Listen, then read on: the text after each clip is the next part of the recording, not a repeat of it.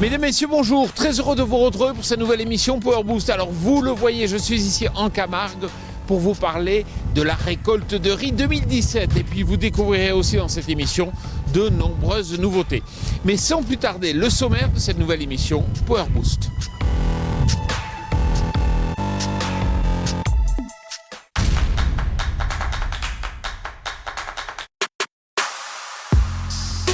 Bonjour les Power Boosters. En manque de soleil, nous avons décidé cette semaine de vous emmener dans le sud et plus précisément en Camargue, à Arles. Réputé pour ses chevaux blancs qui galopent au ralenti dans les marais, mais également pour être le noyau principal de la riziculture française.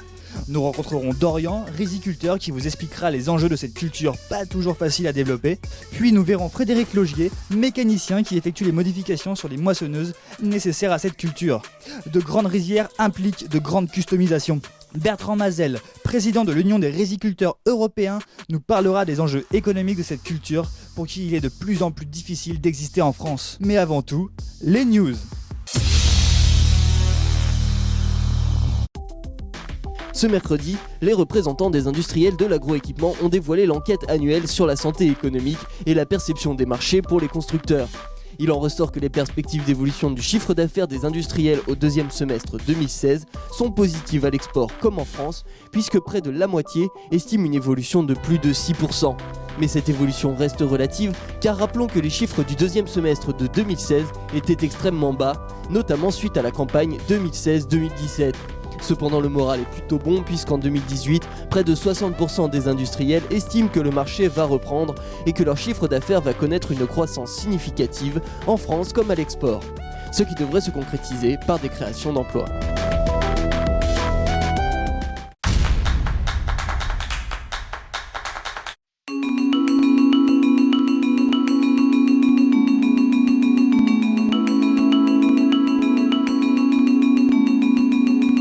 Bonjour Dorian. Bonjour. Alors, est-ce que pour la récolte 2017, la quantité et la qualité sera au rendez-vous ? Alors cette année c'est une très belle année. Nous tournons sur des moyennes, sur ma ferme en tout cas, je tourne sur des moyennes de 6 tonnes et demi. Et je pense que la Camargue devrait atteindre une moyenne la plus élevée que l'on ait connue. Je pense qu'on devrait tourner sur des 6 tonnes et demi. Et la qualité, comme nous travaillons sur un produit brut, je ne peux pas la voir visuellement par rapport à du blé. L'usine de transformation, c'est elle qui la verra si cette année la qualité est présente. Et est-ce que vous ressentez déjà l'impact du réchauffement climatique ? Alors, à mon petit niveau, je vois un réchauffement climatique. C'est vrai qu'il fait quand même de plus en plus chaud. En tout cas, cette année, je vais partir cette année parce que c'est là où vraiment j'ai vu une augmentation de la chaleur. On a eu un mois d'août, un mois de juillet qui est excessivement chaud et surtout où il y a eu très peu de vent. Moi, j'ai le souvenir à mes débuts, en tout cas sur le mois d'août, où on avait vraiment beaucoup de vent, au moins des rafales de 60-70 km/h 2 à 3 fois par semaine. Cette année, ça a été plus compliqué. Le vent est très important pour nous, pourquoi ? Parce que ça élimine naturellement les maladies cryptogamiques. Ce qui faisait notre force pendant des années, ça a été la qualité du grain, du fait qu'il y ait de vent. On n'avait pas de... Je vais rentrer un peu dans des détails. On travaillait sur du riz cristallin, c'est ce qui faisait un peu notre force par rapport à nos pays frontaliers où il y a beaucoup de chaleur et beaucoup de maladies. Et cette année, c'est vrai que depuis 2-3 ans, je vois quand même des impacts de maladies assez prononcés, ce qui m'oblige de traiter mes parcelles.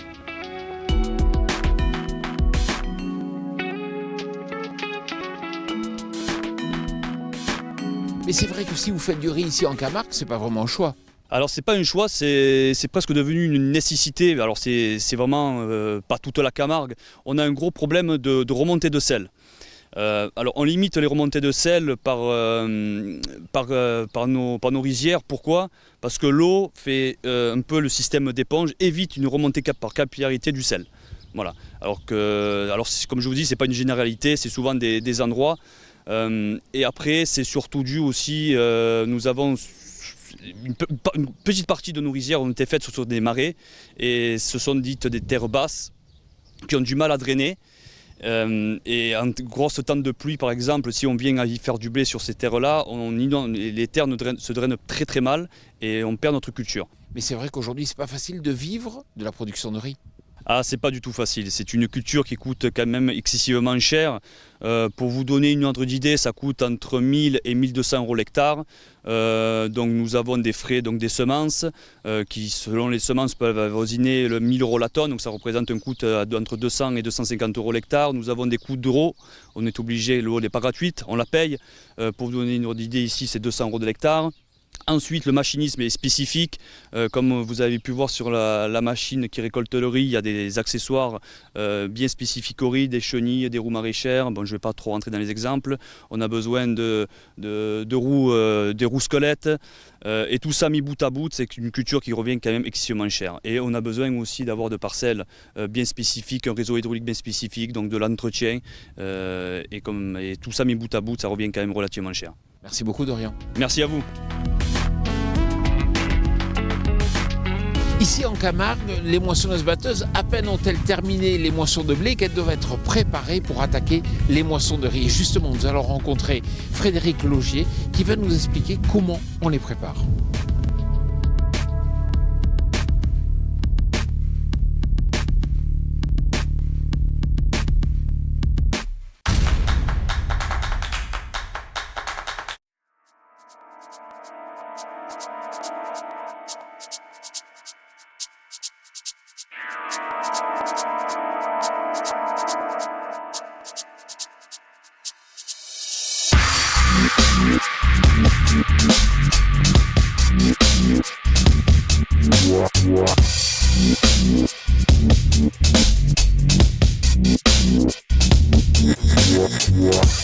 Frédéric Logier, bonjour. Bonjour. Alors, comment on prépare une moissonneuse-batteuse en sachant qu'effectivement, pour passer du blé au riz, il y a quand même quelques modifications? Eh ben alors tout d'abord, il y a un peu de travail quand même. Il faut changer les organes de battage qui ne sont pas du tout les mêmes. Donc tout ce qui est batteur, contre-batteur. On rajoute aussi quelques modifications au niveau du tire-paille. On fait une modification interne dans les ateliers au niveau du contre-batteur pour optimiser aussi le battage du riz. Et puis aussi, il y a tout ce qui est chenille pour pouvoir aller dans l'eau et les conditions très difficiles qu'est le riz, quoi. Mais est-ce qu'il ne faut pas quand même renforcer certaines pièces? Alors on renforce aussi des pièces au niveau du convoyeur à l'entrée, on les traite au carbure pour éviter, vu que la paille est très abrasive, donc du coup on les renforce au carbure. Et aussi on renforce aussi un peu au niveau des rotors à l'arrière pour éviter les déformations dans des pailles très, très longues. Voilà à peu près, sinon toutes les modifications qu'on établit, quoi.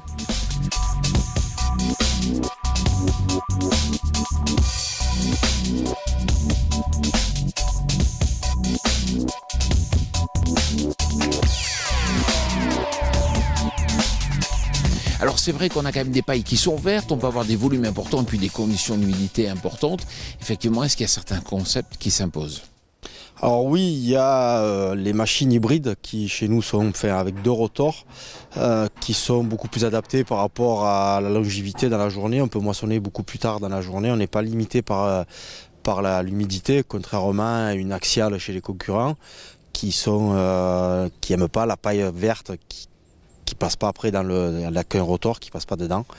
Ou sinon, les machines conventionnelles comme les machines à secoueur, ça marche aussi, mais le problème c'est au niveau du rendement qui est moins satisfaisant qu'une machine à rotor. On va plus vite avec une machine à rotor et on fait une meilleure séparation au niveau de la paille et du grain, quoi. Donc nous, c'est uniquement des machines à rotor qu'on a dans le secteur, quoi. Frédéric Logier, merci beaucoup. Merci à vous.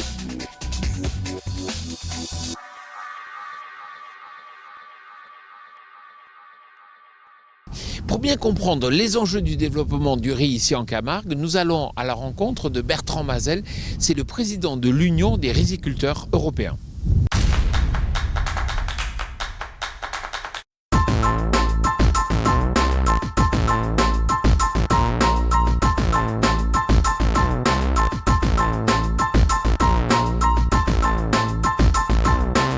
Bertrand Mazel, bonjour. Bonjour. Alors vous êtes président de l'Union des riziculteurs européens. Comment se fait-il qu'aujourd'hui, cela fasse déjà 3 ans que vous attendez vos aides? Alors, c'est des aides du deuxième pilier qui devaient compenser la perte de l'aide couplée pour nous, riziculteurs. Et donc, c'est vrai que c'est inadmissible parce qu'on est dans des situations de trésorerie et d'attente et c'est infernal. Alors bon, ça va faire 3 ans maintenant. J'ai vu le draft la semaine dernière qui m'a dit qu'il y avait quelques semaines à attendre. Mais comme ça fait le 5e calendrier qui est reporté après la visite de 2-3 ministres, on commence à être vraiment dans l'expectative.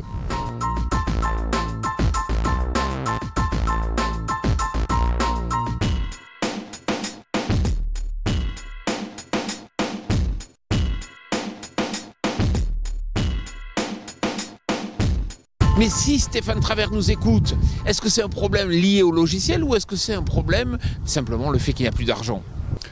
J'ai du mal à savoir quelles sont les véritables raisons. J'ai du mal à imaginer que ce soit un problème de logiciel. On arrive à poser des satellites sur Mars et là on n'arrive pas à régler 200 riziculteurs, c'est un peu ridicule.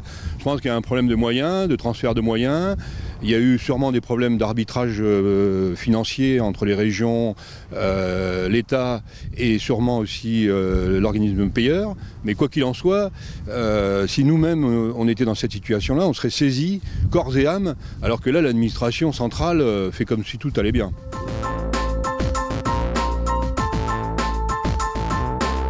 Cela tombe d'autant plus mal qu'il y a aujourd'hui une véritable pression donc, au niveau mondial et en particulier avec la production du Cambodge. Alors cette année ça tombe assez mal pour nous parce que bon, on a une récolte qui est plutôt potable et même assez intéressante. C'est une des meilleures récoltes de ces 10 dernières années. Par contre on a des importations massives du Cambodge qui viennent perturber le marché européen, qui est complètement planté avec 500 000 tonnes de stock de riz japonica. Et donc là c'est les effets pervers de la libre-échange, de la mondialisation qu'on subit de plein fouet.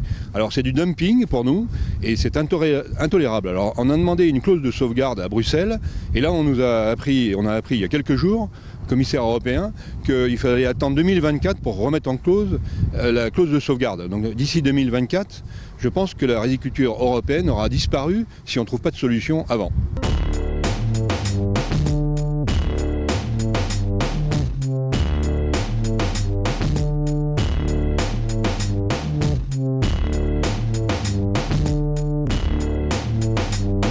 Et puis c'est vrai qu'à l'échelle européenne, il n'y a pas d'harmonisation, notamment en matière d'herbicides. Alors on a ce qu'on appelle la reconnaissance mutuelle qui devrait être appliquée en France depuis le 2011. On a normalement, si j'ai bien compris, libre circulation des biens et des services. Et bien en France, on se retrouve dans des situations où nos voisins espagnols et italiens ont 3 fois plus de solutions que nous. Notamment en mode d'action de désherbage. On a 3 modes d'action de désherbage. En Italie, ils en ont 8, en Espagne, 7. Donc ça nous met en termes de compétitivité dans une situation intolérable. Et si vous voulez, il faut savoir si on doit sortir de l'Europe ou si on doit continuer dans un système qui défavorise la ferme France. Merci beaucoup. Écoutez, bravo pour votre émission.